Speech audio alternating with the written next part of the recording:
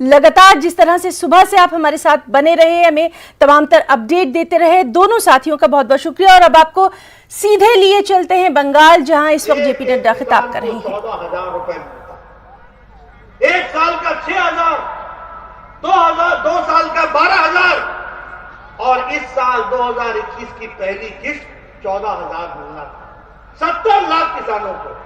ममता जी China होवे ना, यहां चाहिए नहीं, यहां होगा नहीं।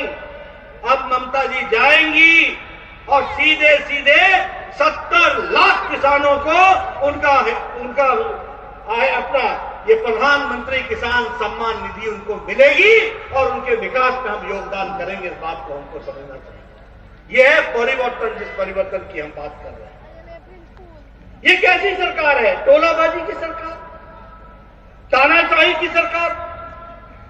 हमारे लगभग